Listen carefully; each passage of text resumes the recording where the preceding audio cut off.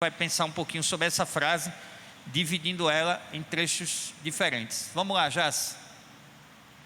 Jás, se eu te chamar de mito, vai entender, né? Beleza. Vamos lá. O preço da redenção eterna do crente foi pago de uma só vez pelo derramamento do seu sangue na cruz. Deus, desde o Antigo Testamento, Deus sempre promoveu salvação para o seu povo, sempre. A Bíblia diz que antes de todas as coisas terem sido criadas, Deus em sua presciência viu que a gente ia cair e desde já providenciou um plano para nos redimir, porque Ele não poderia ver a sua criação caindo sem providenciar a salvação. É por isso que a gente está aqui, porque Deus viu a nossa queda e providenciou salvação em Cristo Jesus. Por isso que o texto do Salmo fala sobre isso, né? Que Deus providenciou salvação. Ele é fortaleza em tempos de aflição. Então, essa salvação que a gente vê no Antigo Testamento, ela é uma sombra da salvação, da nossa salvação em Cristo Jesus. Quem aqui é da época, daqui a uns anos atrás, que a gente estudou o cronológico? Em alguns grupos pequenos aqui na igreja, a gente estudou o cronológico. O cronológico é um material da Missão Novas Tribos do Brasil, que traz de Gênesis até o Novo Testamento todas as indicações de Jesus no Antigo Testamento. Então a gente via Gênesis, aí via o antigo Adão, primeiro homem, apontando para o novo homem. Lembra, Ricardo? Foram 40 encontros, foram 40 semanas, parece coisa desse povo aí que faz essas coisas. 40 dias de oração, 7 dias, então, foi 40 estudos do cronológico, apontando sobre Jesus no Antigo Testamento. Então, o Antigo Testamento aponta para a salvação em Jesus. Por que é importante trazer textos do Antigo Testamento? Porque tem crente que esquece essa parte da Bíblia. Às vezes o Antigo Testamento é tido como muito difícil, muito complexo, né? Como é que a gente entende um Deus que diz não matarás e depois ele vai e chega mais na frente e diz assim: Davi, não deixa ninguém vivo lá não, beleza? Pode detonar com todo mundo. É difícil. Que era uma outra época, né? Época de guerra. Então é um outro contexto, lei civil suspensa, enfim, não dá para falar sobre isso hoje. Mas é preciso ler o Primeiro Testamento ou o Antigo Testamento para compreender a Bíblia toda. Tem coisas que Jesus faz no Novo que tem a ver com o que era feito no Antigo. Então por isso eu mantive esse texto aí dos Salmos. Efésios 2, nós somos salvos vamos dizer, nós somos salvos por meio da fé. Veja, nós não somos salvos pelo que a gente faz. Nós fazemos o que fazemos porque somos salvos. Você entendeu a diferença? Eu e você não podemos conquistar a salvação pelo que a gente faz, não, minha gente. Não é, a gente estava falando isso na EBD hoje de manhã, não foi, Lade? Não é crédito e débito. Eu faço coisas para Deus, então eu junto crédito. E aí quando eu cometo um pecado, eu desconto do crédito. Porque não ia ter crédito suficiente no mundo para dar conta dos pecados da gente, não. Porque a gente peca de maneiras diferentes. A gente peca no pensamento, a gente peca por ação, a gente peca por ação, a gente peca por omissão. Aquele que pode fazer o bem e não faz, comete pecado. A gente peca, irmão. Então, nós somos salvos pela graça, não pelo que a gente faz, por meio da fé. Isso não vem de nós, é um presente de Deus.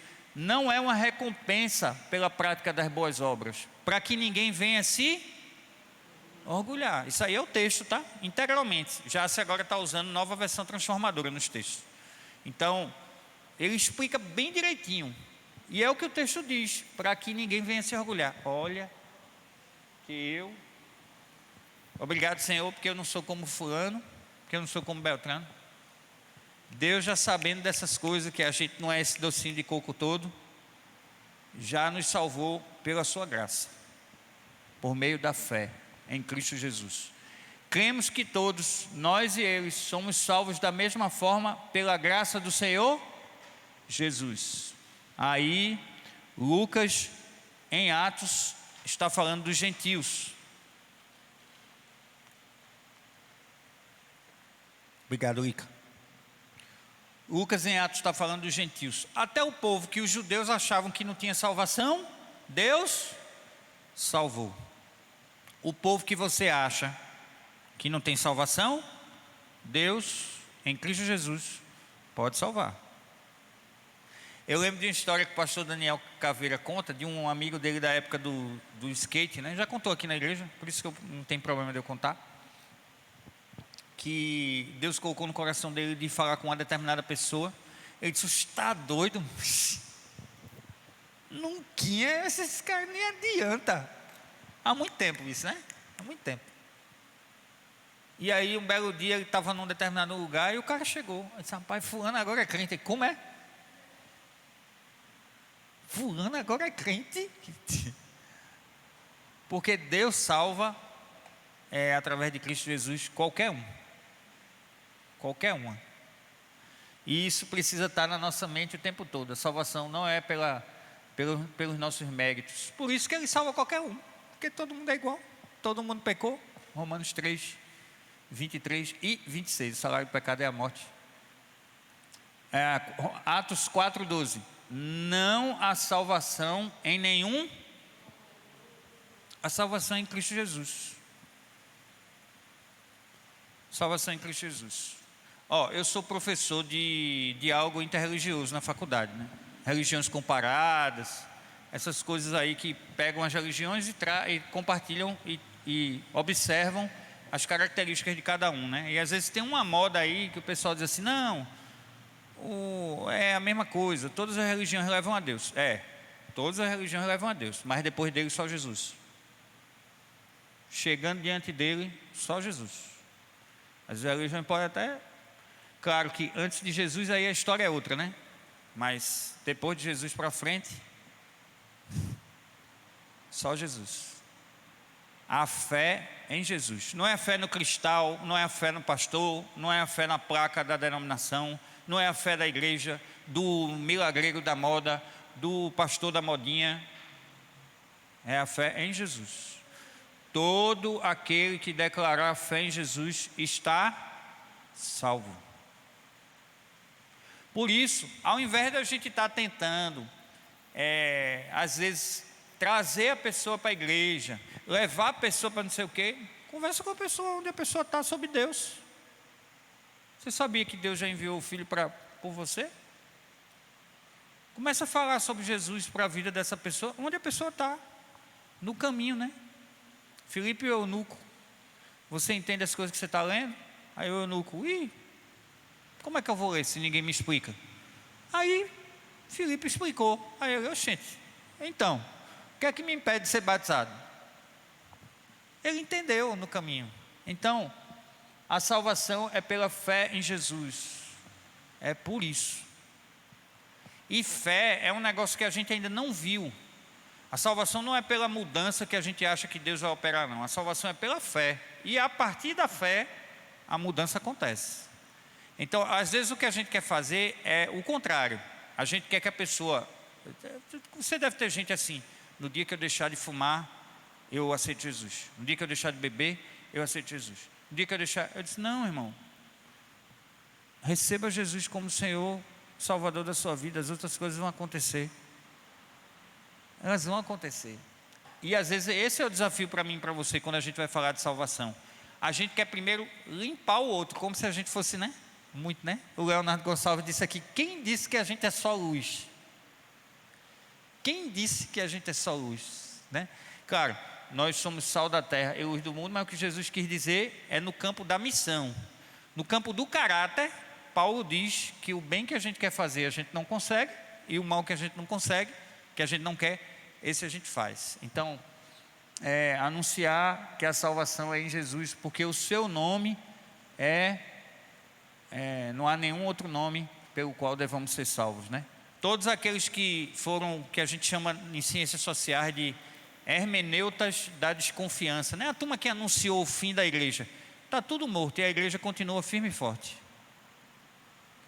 Porque Jesus é o dono da igreja. A igreja vai permanecer até a volta de Jesus, porque a igreja pertence a Ele. Amém? Vamos lá.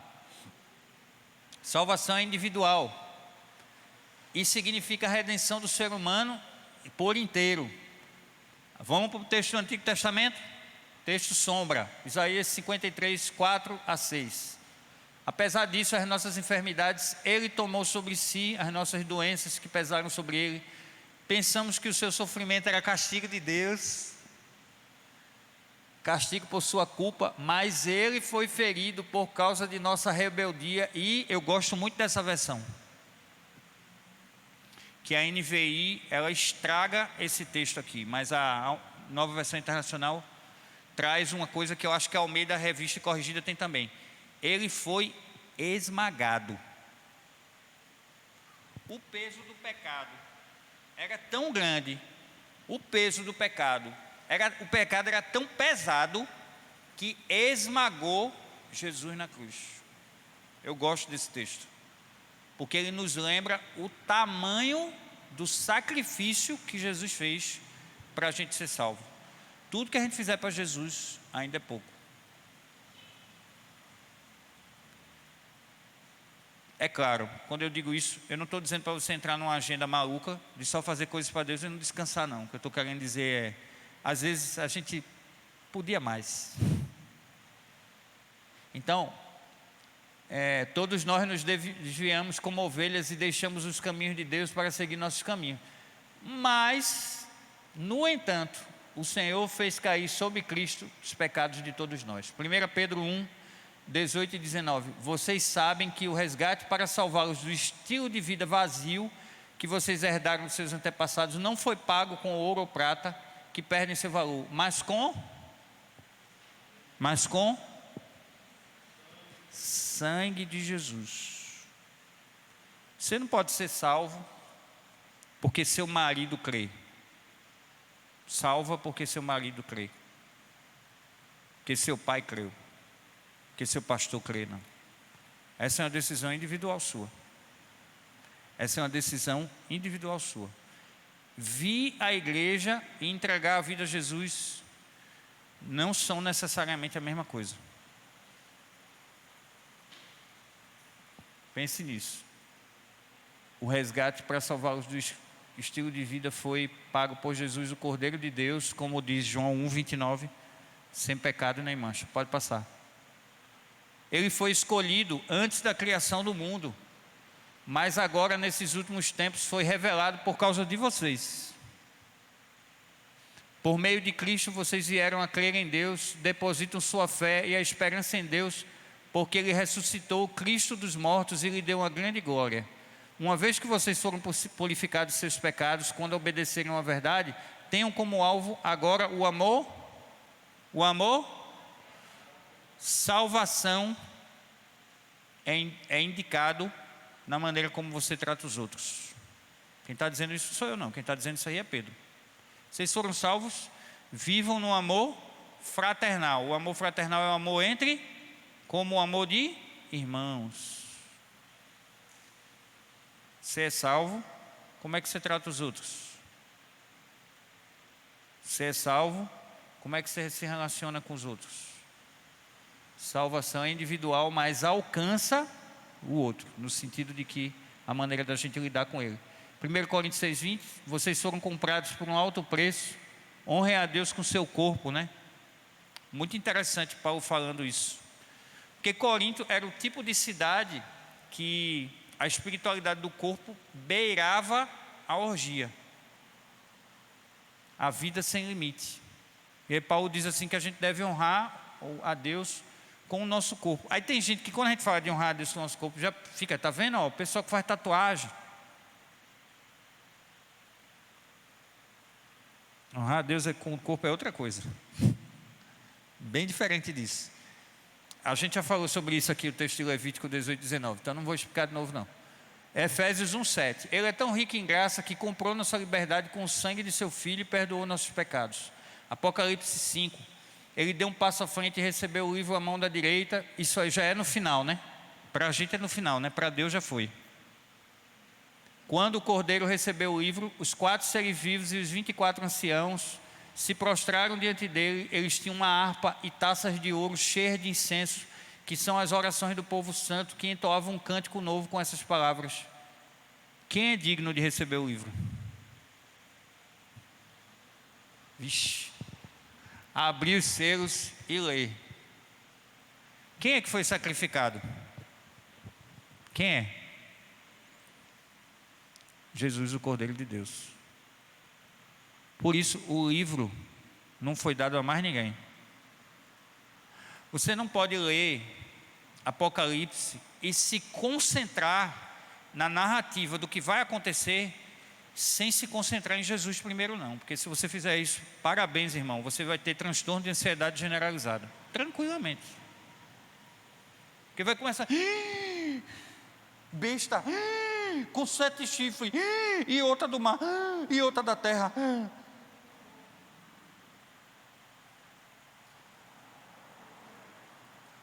Você tem que olhar para o Apocalipse e ver onde o Cordeiro estava no começo de Apocalipse e no final dele. Porque aí quando você lê Apocalipse de novo, você vai dizer: a besta, né? Do mar também, né? Eita! Por quê? Porque o Cordeiro não tirou férias não, minha gente. Não tirou férias não. Que tem de teoria que eu recebo no WhatsApp perguntando: pastor, e aí, a vacina do Covid é o chip da besta? Porque quem não tiver, no futuro, se só puder comprar, tendo tido a vacina, não teve a vacina, não pode comprar, é o chip da besta? Meu irmão, tem tantas teorias para isso, diferentes, em tantos campos do saber, que a gente devia se concentrar onde está o Cordeiro. O Cordeiro está com o livro na mão.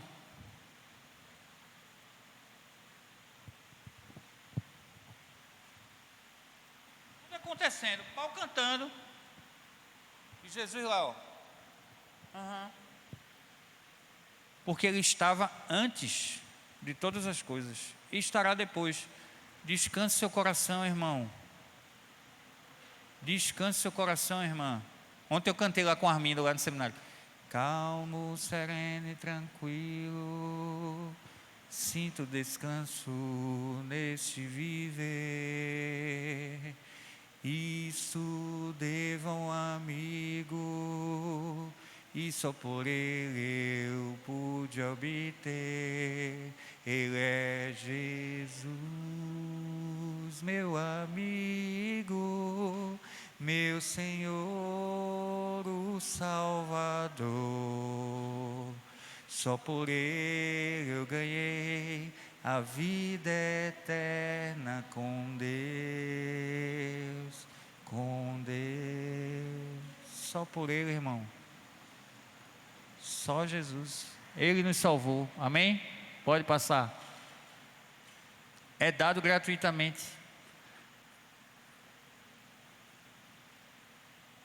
Se alguém, aquele que invocar o nome do Senhor será salvo. Romanos 10, 13. Tessalonicenses, agora que o Deus da paz, Marquinho, nos torne santos em todos os aspectos. Estava falando na EBD hoje. Que o espírito, a alma e o corpo de vocês sejam mantidos irrepreensíveis. Veja, santificação não é uma área, não. Salvação é para tudo, né? Corpo, alma e mente. Santificação é corpo, alma e mente. Do mesmo jeito. Romanos 5:10. Desculpa, até a volta de Jesus. Aquele que o chama fará isso. O que é que o texto diz sobre a santificação? Aquele que chamou você fará o quê? Não, depende. Depende não, irmão. Aquele que chamou você, a saber, Jesus, vai operar a santificação de você até o dia da sua volta. Ponto. Deixe Jesus agir. Deixe Jesus agir. Vai dar certo. Vai dar certo. Vamos em frente. Esse é o último? E é? Ah, tá.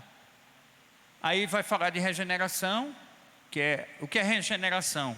É a transformação de quem a gente era em quem a gente será. A regeneração é o ato inicial da salvação, o primeiro passo, que faz nascer de novo o pecador perdido, fazendo dele uma nova criatura.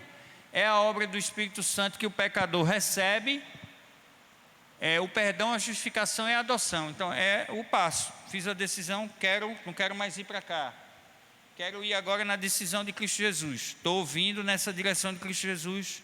Estou sendo aperfeiçoado pelo Espírito Santo. O novo crente é batizado no Espírito Santo, é selado para o dia da redenção final, é liberto do castigo eterno dos seus pecados. O que tem de crente que eu fazia pergunta assim, dizia, se Jesus voltar hoje, aí o crente dizia, meu Deus. Que crédito e débito.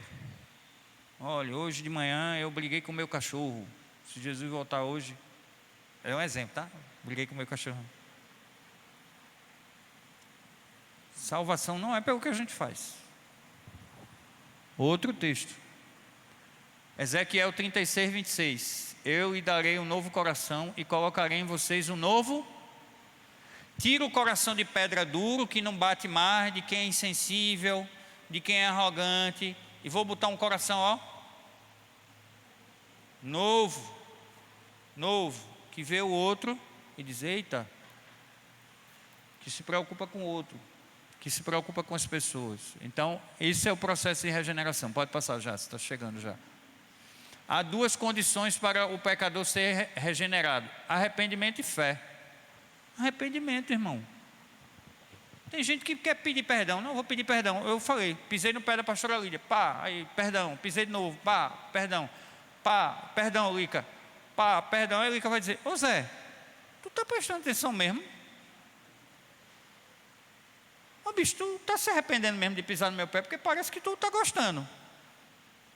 Essa é a diferença de quem é nova criatura e quem não é. Quem é nova criatura é ovelha, não porco. O porco gosta da lama. A velha criatura ama a vida de pecado. O nova criatura não. O nova criatura, opa, pequei, opa, a luzinha do Espírito Santo acende. Filho, faz isso mais não, vai te destruir. O Espírito Santo não acusa. O Espírito Santo alerta e conduz. Quem acusa é o diabo. É por isso que a palavra diabo quer dizer acusador. Diabolos quer dizer acusador. O Espírito Santo não. Ele diz, ei, filho, bora, levanta aí, vamos de novo. Aí a mente da gente vai mudando de direção. Sabe por quê? Porque quando eu peco, eu lembro que o meu pecado custou a vida de Jesus na cruz. Eu não posso viver pecando, não. Não tem problema não. Como é que não tem problema? Se eu sei que custou a vida de Jesus na cruz. Então, é arrependimento e fé. Logo, 2 Coríntios 5,17. Aquele que está em Cristo se tornou nova criação, a vida velha acabou e a nova vida teve início. A Efésios 4. Mas não foi isso que vocês aprenderam de Cristo. Uma vez que ouviram falar de Jesus, foram ensinados pela verdade que vem dele. Livrem-se da sua natureza antiga e do seu velho modo de viver, corrompido pelos desejos impuros e pelo engano. Deixem que o Espírito renove os seus pensamentos e atitudes e revistam-se da nova natureza, criada para ser verdadeiramente justa e santa, como Deus é. Vida no Espírito conduz a gente a viver como Deus é. Vai, Jace. Nossa experiência nos concede perdão, justiça e paz. Ele nos salvou não porque fizemos algo justo, mas por causa da sua misericórdia. Ele nos lavou para remover nossos pecados e nos fez nascer de novo. Pois em Cristo Jesus a lei do Espírito que dá a vida libertou da lei do pecado que leva à morte. Aí Atos 11, 17. Uma vez que Deus deu aos gentios a mesma dádiva que concedeu a nós que cremos no Senhor, quem era eu para me opor a Deus? Lucas de novo falando sobre a salvação dos gentios. Então, Deus nos reconciliou com Deus, nos concedeu perdão, justiça e paz. O que é que a gente oferece aos outros?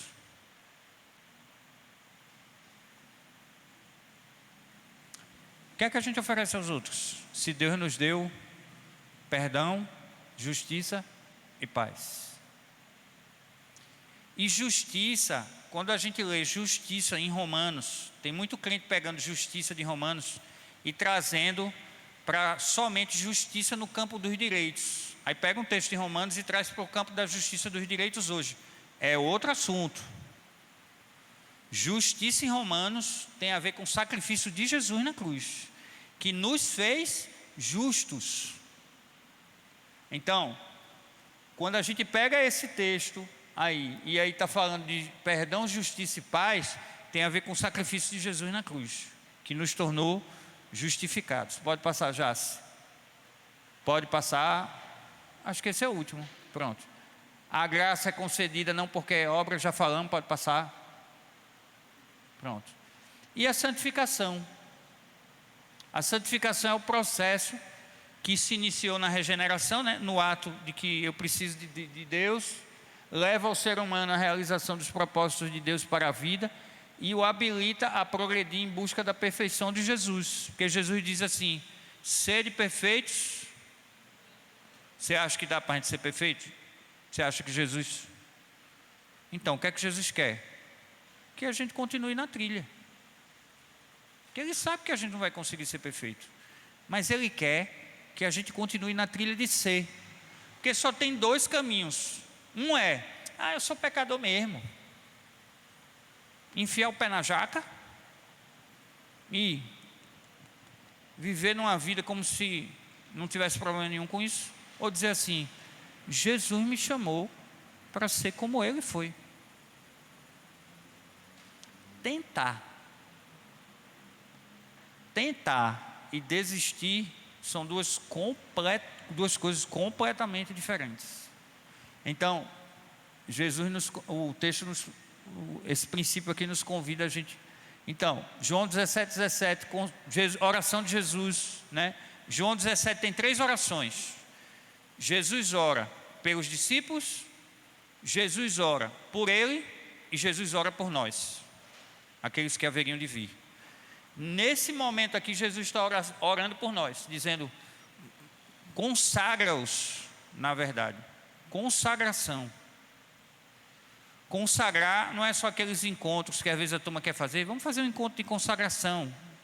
Consagração não é um negócio para um encontro, nem para um culto. Consagração é um negócio para quando a gente acordar de manhã, a gente dizer: eu vou me consagrar mais ao Senhor hoje, eu vou estar aberto ao que Deus quer operar na minha vida. Tessalonicenses 4, 7 e 5, 23. Deus nos chamou para uma vida santa, não impura.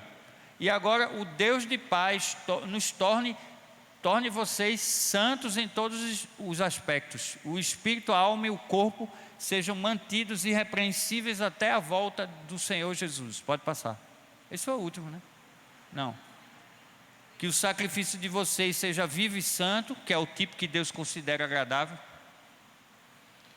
Filipenses 2. Trabalhem com afinco a sua salvação. Você foi salvo, desenvolva a salvação. Coríntios 7. Purifiquemo-nos de tudo que contamina o corpo ou o espírito. Isso acontece de montão por aí. O crente tem uma determinada prática que sabe que Deus não se agrada, aí ou faz de conta que aquilo ali não acontece, ou continua andando junto como se fosse nada, tranquilo. Tem gente que tem problema com ira, aí assiste e escuta programas que tem isso o tempo todo. Tem gente que tem problema com violência, aí assiste e escuta programas que tem isso o tempo todo. Gente, Deus deu inteligente a gente. Ora, se eu não estou bem e eu começo a assistir programas assim, você acha que a gente vai ter reação de quê?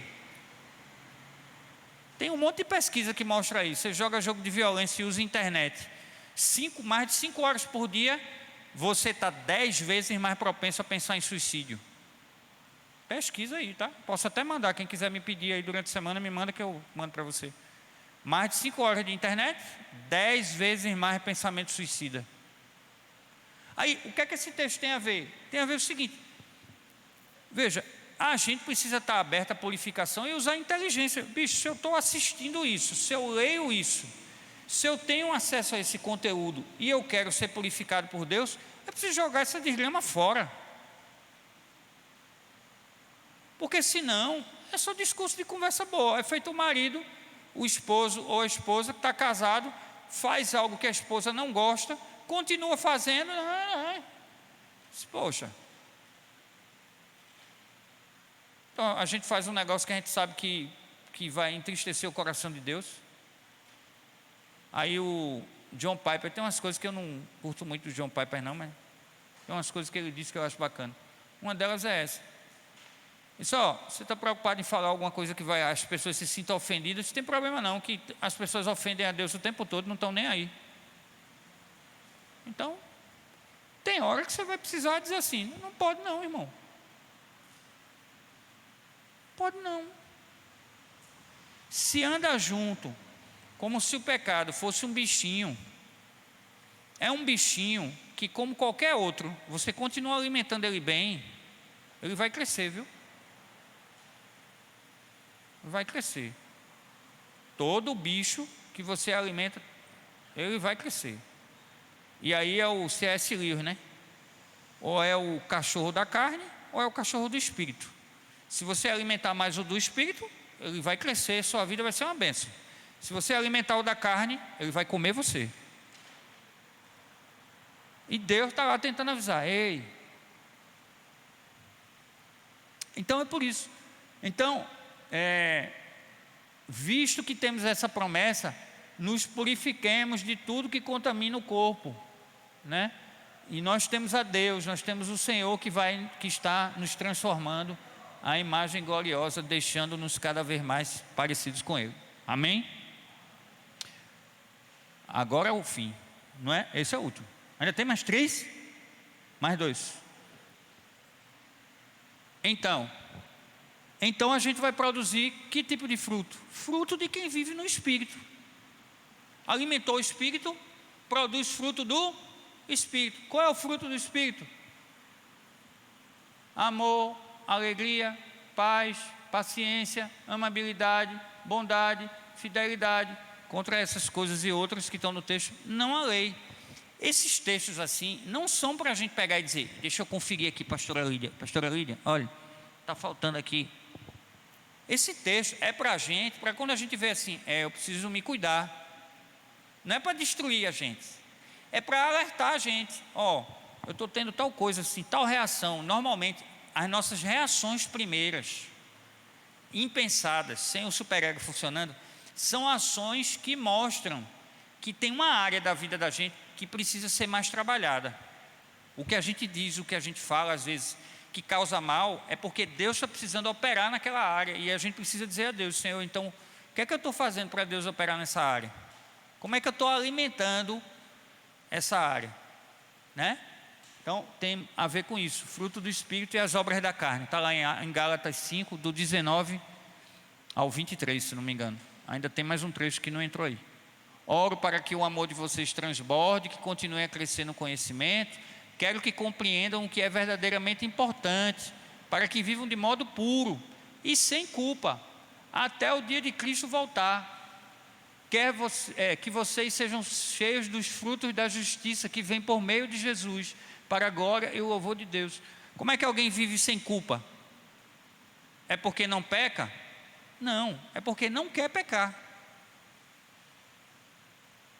A culpa não advém do pecado ou do não pecado. A culpa advém da relação com o pecado. Se a relação com o pecado mudou, o perdão chegou, a culpa vai embora. Se a relação com o pecado não mudou, ele é um bichinho de estimação que está sendo criado, a culpa não vai embora nunca. Porque nem houve arrependimento, nem houve o sentimento do perdão. Porque como é que eu vou me sentir perdoado se eu continuo achando graça numa coisa que eu sei que entristece a Deus e vai me destruir? Vocês estão entendendo? Estão me entendendo? Tranquilo? Vamos lá, vamos em frente. Vocês estão cansados hoje, já vi. 1 João 3,2. A glorificação, que é o estágio final. Essas coisas que a gente divide nem em etapa é tão complicado. Jesus deve achar graça. Mas enfim, vamos lá. A glorificação é um ponto culminante da obra da salvação. É o estado final, permanente de felicidade, dos que são redimidos pelo sangue de Jesus. Então, 1 João 3,2, eu destaquei aí. Sabemos, amados, já somos filhos de Deus, mas Ele ainda não mostrou o que haveremos de ser quando Jesus voltar. Mas nós sabemos que seremos semelhantes a Ele.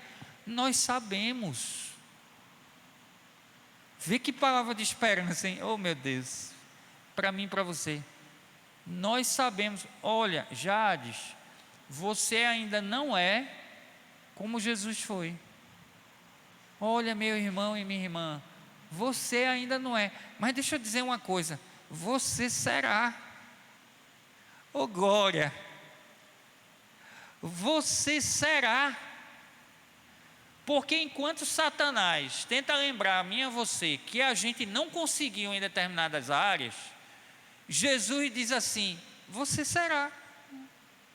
Quando eu voltar, você será. Então, continue. Oh glória.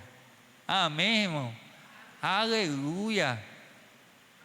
Nós seremos. Sabe por quê? Porque Jesus disse que assim será. Isso é maravilhoso. Eu lembro de uma menina que eu estava aconselhando, acho que era da Jocum, não lembro. E aí tinha caído o meu número. A gente passou 1h40 no telefone conversando. A menina falou, eu não conseguia nem fazer uma intervenção assim.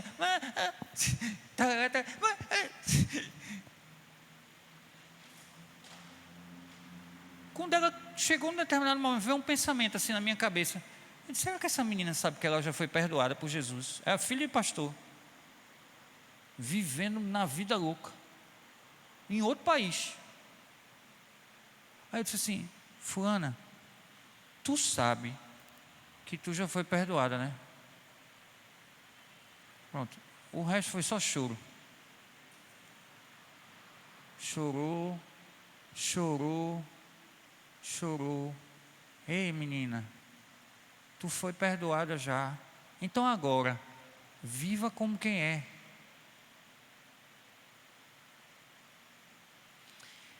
Por que então Jesus dá essa palavra para a gente? Porque quando a gente ouve, seja perfeito, seja santo como eu sou santo, sem santidade ninguém verá a Deus, a gente fica pensando assim, eu estou atolado, como diria minha avó. Minha avó Maria, ela dizia assim, eita, Júnior, vai lá que fulano está atolado. Era assim, irmã. Aí eu penso lá, ela dizendo assim, eu estou atolado. Aí Jesus diz assim, não. Porque você ainda não é o que haverá de ser. 1 Coríntios 13. Nem tudo foi revelado ainda. A gente vive só meio num espelho embaçado. Mas a gente chega lá. Amém? Vai em frente. Só tem mais esse. Vamos lá. Pronto, o texto de Coríntios, eu nem tinha lembrado que estava aí, mas está aí. Tudo que sei agora é parcial, é incompleto, mas eu vou conhecer tudo plenamente, como Deus já me conhece. Eu vou conhecê-lo, que eu vou ver ele face a face. Esse negócio de, ei Jesus, será que Jesus se alegrou? Será que, aí você olha para ele e está lá rindo. Bom, já, esse massa, Senhor. Aconselhamos, incentivamos e insistimos que vocês vivam do modo que Deus considere digno, porque Ele nos chamou para termos parte no reino dEle. Nós não seremos, nós somos cidadãos e cidadãs do reino de Deus. Que privilégio. nós não somos, nós não vivemos mais sob a liderança do príncipe desse mundo, mas não